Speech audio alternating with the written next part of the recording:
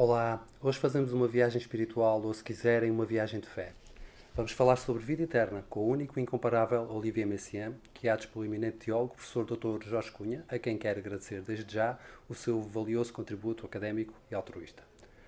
Pouco antes de se alistar no exército francês, face à iminente invasão nazi, Messiaen escreveu o seu terceiro grande ciclo para órgão, intitulado Les Corps glorieux, Os Corpos Gloriosos.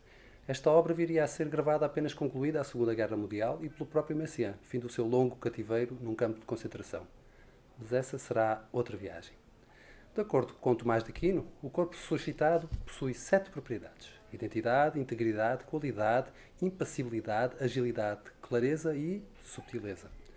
Nos Corpos Gloriosos, Messiaen medita sobre cada uma delas, baseando-se na sua fé pessoal, no conhecimento dos textos bíblicos e também na sua capacidade literária herdada através de uma linhagem familiar de escritores. A meditação que vos trago hoje refere-se à subtileza e tem como mote duas frases, coligidas através do Evangelho de São Mateus e da primeira carta de Paulo aos Coríntios. Os seus corpos, semeados como naturais, serão criados como espirituais e serão tão puros como os anjos de Deus no céu. Na tradição medieval, a subtileza advém do discurso sobre a encarnação de Cristo no seio de Maria e que constitui um dos grandes mistérios de fé. Messiaen, homem de muitos interesses e naturalmente um místico, conhecia esta relação, tendo optado por realçá-la sob duas formas. A um lado escolheu o Salve Regina gregoriano e ao outro escreveu ele próprio em estilo monódico. A melodia despojada é associada à pureza e à virgindade. Tenhamos em conta que, em meados do século XIX, havia em França um crescente interesse pela renovação da música litúrgica e que esta foi operada por uma sucessão de monges músicos, desde Guéranger a Poitiers, que reconstruíram a prática gregoriana através da semiologia e dos recém-descobertos manuscritos de Montpellier e Sangal. O regresso à prática gregoriana tornou-se assim comum, sendo fortemente apoiado pelas instruções vaticanas. Vários compositores, como Stravinsky, Poulenc, Düroflé ou mesmo Reich e, claro, Messiaen, decidiram por isso incorporar o modalismo e o próprio canto gregoriano nas suas obras. A subtileza recolhe a sua matéria diretamente do Salve Regina gregoriano, tal como é possível perceber através dos textos que vos mostro. Todavia, há duas condições para tal: o modo e a paráfrase. A modulação original do primeiro tom gregoriano para o segundo e terceiro modos de transposição de Messiaen é bastante evidente.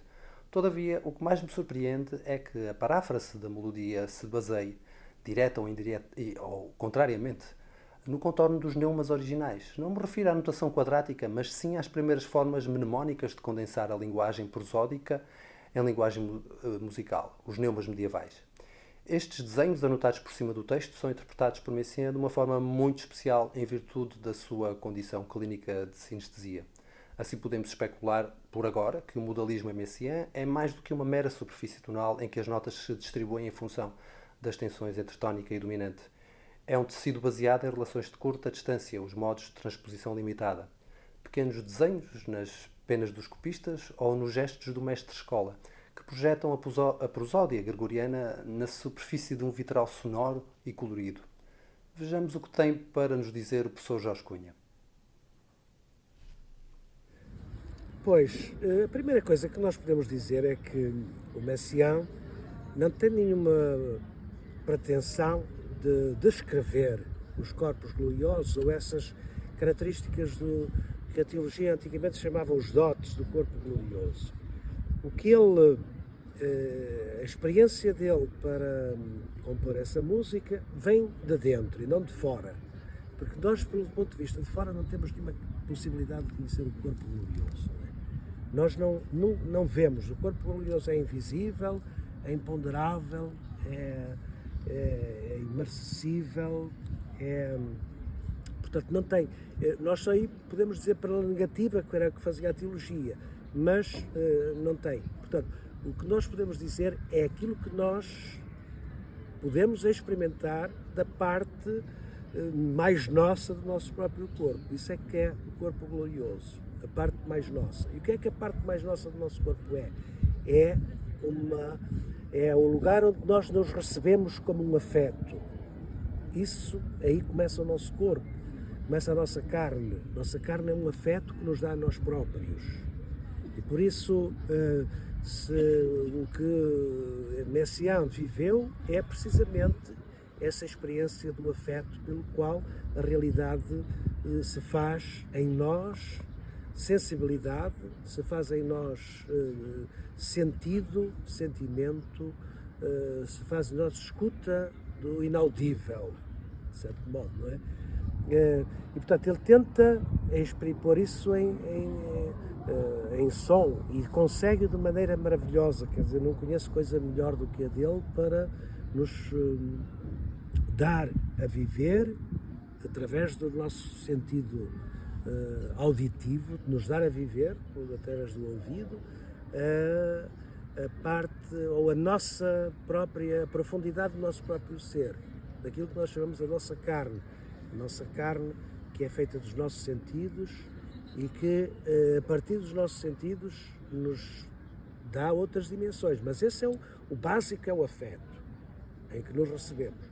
Certamente depois o afeto tenta conhecer o nome das coisas, o nome dos outros, o nome de Deus, mas isto já é sobreposto e já é alguma coisa que não cabe propriamente na música, porque a música é principalmente a primeira dimensão.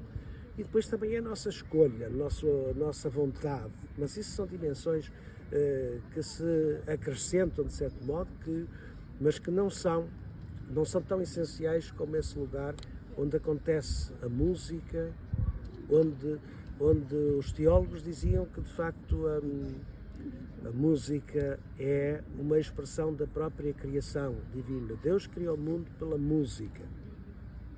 Eu não acho que Deus criou o mundo pela música. Deus cria a carne pela música. A nossa carne, portanto, a nossa possibilidade de sentirmos a vida, a nossa possibilidade de sentirmos os outros, a nossa possibilidade de sentirmos a Deus é qualquer coisa que é o ponto originário da própria criação. Portanto, quando Messiaen tenta pôr em música os corpos gloriosos, é a essa dimensão afetiva que ele tenta dar carne. Não digo que a carne é mais profunda do que o nosso corpo. A nossa carne é a parte invisível do nosso corpo, a parte onde o nosso corpo começa. E, portanto, sei que a nossa carne tem uma ligação com a matéria, com os átomos, mas essa é impossível de exprimir. É impossível de exprimir, não é? Nós também, a nossa carne, nós contactamos, nós tocamos os outros, tocamos a sua constituição material, digamos assim, mas isso é apenas a parte exterior da coisa. Nós, quando amamos os outros, nós queremos relacionar-nos com a sua carne, com a sua parte interior, com, digamos, esse lugar onde cada um emerge desde a sua noite, da sua origem, emerge desde a noite da sua origem até ao despertar progressivo. Um despertar progressivo, nós vimos numa noite e vamos para outra noite, que é o lugar, simultaneamente, da nossa origem, do nosso destino. E Messiaen dá-nos a viver essa viagem, na sua tentativa de apreender o que será aquilo que nós seremos no triunfo da nossa carne. Os corpos gloriosos são o triunfo da nossa carne, portanto é o triunfo dos nossos sentidos, o triunfo do nosso ver, do nosso ouvir, do nosso tocar, do nosso paladar até, do nosso ouvir, que é o mais misterioso dos sentidos. Portanto, se alguma coisa a música de Messiaen tem a glória de conseguir, é precisamente isso, de escapar totalmente à descrição, a tentar descrever o que é o corpo glorioso. Ela, muito antes da descrição, dá-nos a viver o que é o corpo glorioso, e isso é o fundamental e é o grande mérito de Messiaen entre os compositores, de nos dar a viver a parte, ou a interioridade pura, o puro futuro, o puro porvir, o puro triunfo da nossa vida, que nós não conhecemos ainda, mas que não conhecemos nem precisamos de conhecer, mas que vamos experimentando progressivamente através das vivências nossas, dos dias que nos é dado.